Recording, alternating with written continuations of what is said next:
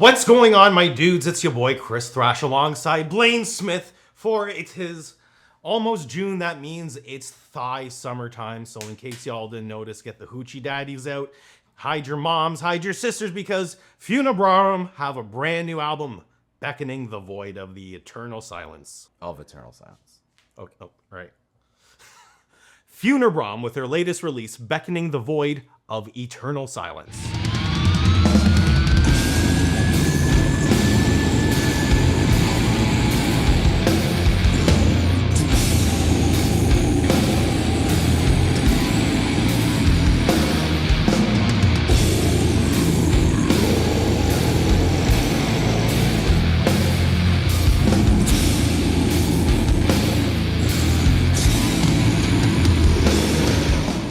So yes, we are reviewing it. It came out today, May 29th on Pulverised Records. So let's get into bio and let's talk about it. Yes.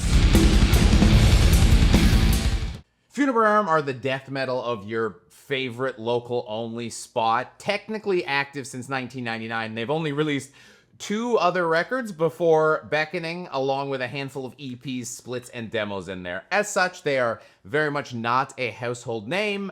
There's basically only 2 people, folks who've never heard of Funebrarum and Funebrarum fans, because despite how it might look on paper, infrequent releases, only original member is a vocalist, being from New Jersey, Funebrarum are actually very good. Or should I say, were very good, because this is the first full length with 4 new guys on it, so who knows how it will go. I've been a fan of DARYL Khan, the vocalist, the only original member, from his Citizen's Arrest work, and that is, I mean, I wasn't a fan of it when it was new, because I was 3 when that band started. So, I excited to talk about it. Let's find out if I love it, if Chris loves it, or if we're gonna pull a Jason and kick over his boombox. You like that meat, slime bag? Yo, man, it's cool. Yes, that is DARYL and Jason Takes Manhattan. Manhattan. It happens in Man Manhattan. happening. Yes, that is DARYL in Jason Takes Manhattan. So, hearing my glowing praise off the hop, you can probably guess what kind of death metal we're getting here. Low and slow, baby. Obviously, since I'm not calling it Death Doom, it is fully capable of picking up, and it does so well, but you've got to enjoy a big, reverby crawl to sign up to listen to this album. So, I don't remember if back in the 90s you ever got like particularly traumatized by late night television. For me, it was a movie called The Fire in the Sky, and the opening track of this album, The Arrival, kind of harkens that creepy, ethereal, you're about to get abducted into something weird. And it's creepy in the most comforting way, and it lets you know that Funebrarum are about to abduct you on a gloomy album.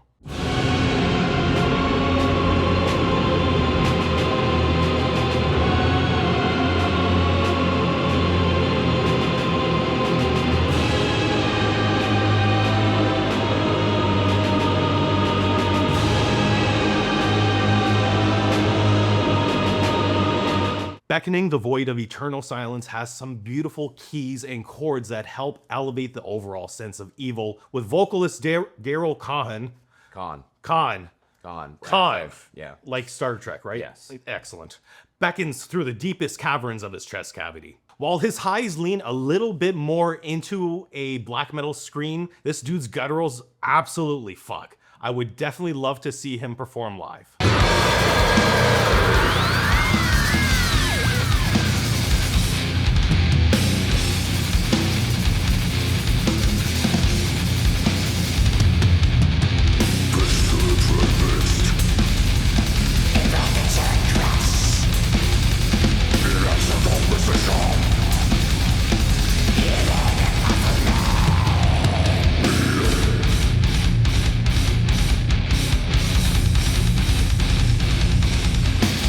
Yeah, DARYL's vocals, big point of enjoyment of Funebrarum throughout their history for me. They're very Lassa on Acid Witch, cauldron bubbling, but the band does a cool thing where the high vocals, the other guys in the band are doing you know, popping in, doing a little backing vocals as well. So you get diversity on the death metal vocals front, which frequently you do not get. In a lot of death metal records, it's like you hear the first vocal, that is what you are getting. That's the range. That's what we've got. That's what we got. Funebrarum vocals have, just always been one of the best things about the band for me. And I'm glad DARYL ain't losing his voice, because it has been a while since we've heard him do a big Funebrarum album. They just did even the EP was forever ago. Yes.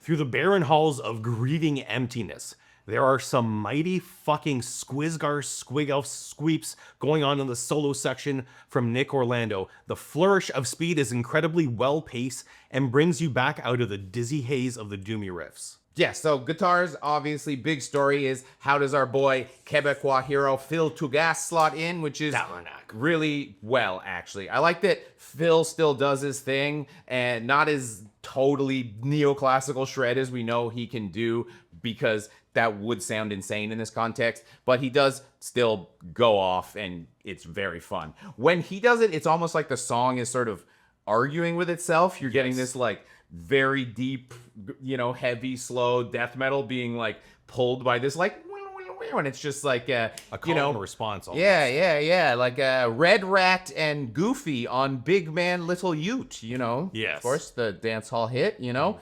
Me, she want, you know, see how me cute. A big man, she want, she know what. We're just gonna go into a clip. 90s James Hetfield just went off, ladies and gentlemen. All done. Hey, no one wants to hear a Jamaican voice from me. That was Jamaican? Yeah. I thought that was Japanese.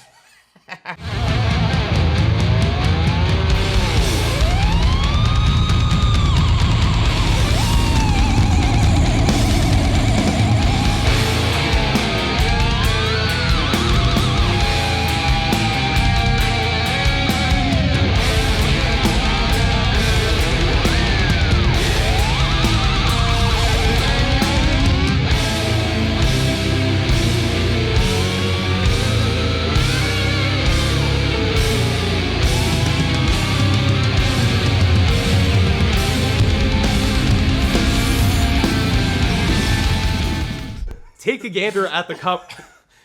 Take a gander at this Take a gander at this magnificent cover which we have presented here.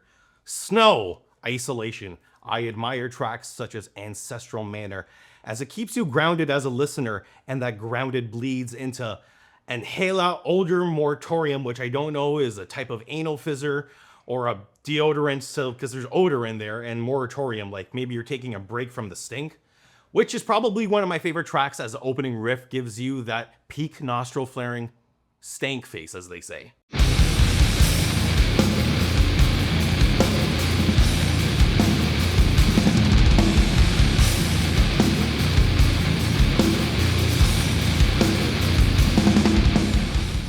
From rotting burial sounds, a speed and ferocity almost reminds me of 90s Immolation at times, and being one of the shorter songs on the album, this track is a memorable punch to the gut. Yeah, it's nice to have a shorter track, because there are a lot of like big songs, long songs, doing a lot, you know, going through the as he's about to tell you about. The Whispering Cathedral, the epilogue, the almost 9-minute grand finale of this album is easily the most powerful and well thought out thesis on this record. It captures the hue and gloom of Funebrarum sound and demonstrates the band's ability to push themselves creatively. Isn't it great when two of us can be here? We only are able to do that with our sponsorship. We have a Patreon campaign. You toss us a couple bucks. We get to continue to do this. It is also summertime, so if you want to join Patreon, Blaine and I will do a slutty photo shoot together in our Hoochie Daddy shorts. That is a new proposal that I wasn't aware of, but yeah, the thighs are out for both of us. He's a hockey player. I'm a squatter. We got some thighs. Join Patreon today if you're about that shit. So the only real negative for me, and then we'll have an argument, is the thing that I always harp on about, but there is a near 2-minute intro track, which does have a cool sound. It's like Castlevania background music, but there is a lot of that just on the record with the death metal happening at the same time. So did I need it as a standalone? Yeah, I don't know.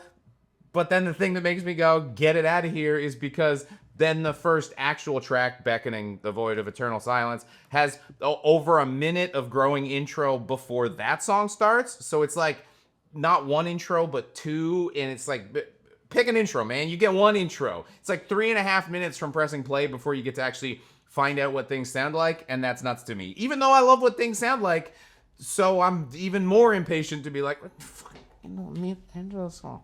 I'm about to fuck up this title so hard. Sanagba Amaru. Yeah. Whole lot of blast beats going on in that song. And while I do fuck with that, I wouldn't be opposed to tightening up the song structure a little bit. This is where I find things start to get a little bit repetitive on this album.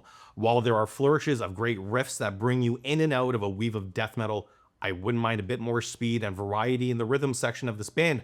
Also, where the fuck is the bass on this album? I could not tell you one bass lick even if I really fucking wanted to. I thought the bass sounded great. I don't know. I like the bass. And yeah, I don't know. I find... Sing me one riff. I don't know, man. What do you mean? Sing me one bass riff. See, you didn't listen to the bass riff.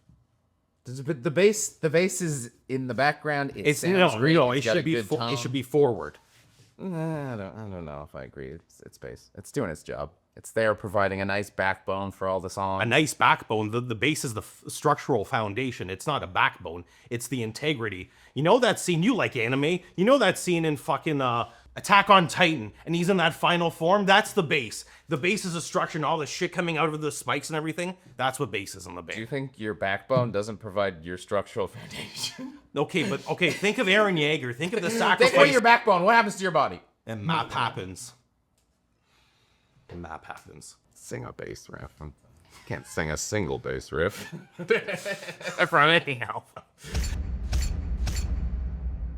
While I appreciate the tonality of this album, from the snarl of the tones to how the solos are unorthodox in their delivery, I did find this album to be the slightest bit repetitive.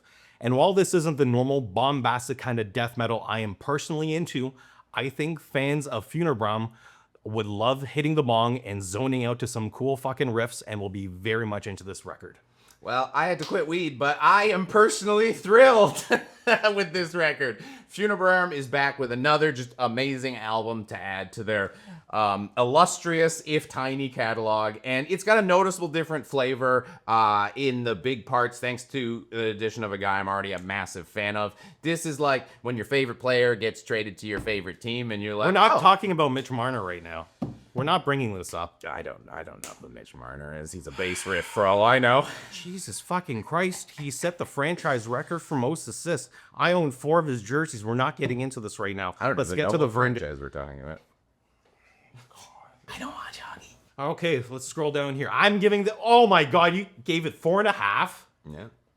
You gave it 4.5? Yes, it rules.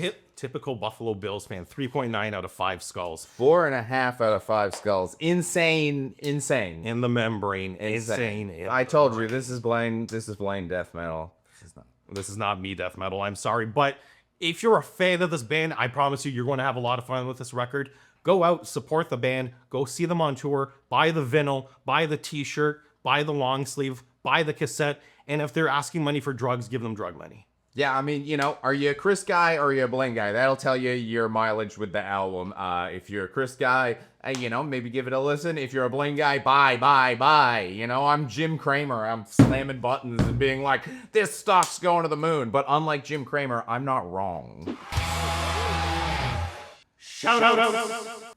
Trying to keep things in the vein of hazy riffs, all the way from Counter Quebec, aka France, I've got Brüle, and their newest independent release, Beltane, out now. Yeah, I didn't have any death metal this week. I did have Death Doom in Consecration. Exanimis on Nuclear Winter Records comes out today. For the album cover, title, absolutely iconic, from Salt Lake City, Utah, have graced us with the heavy toques through the band Gout and their debut independent EP, Marijuana for Non-Medical Purposes, out now. And completely unrelated to anything we've done here today, but I love Tyrann. Tyrann are back with Tyrann Forever on Electric Assault Records, May 29th. That is not going to be death metal, but it is going to be great. And finally, all the way from the land of my bestie Tractor, Croatia, Kletvenik, I'm sorry if I fucked that name up, released their latest album, Free the Ghoul, independently released, out now. All right, so, okay, you want me to do an outro? Say your name. I am Blaine. I am Groot. Blaine. Chris Thrash. Banger TV, signing off.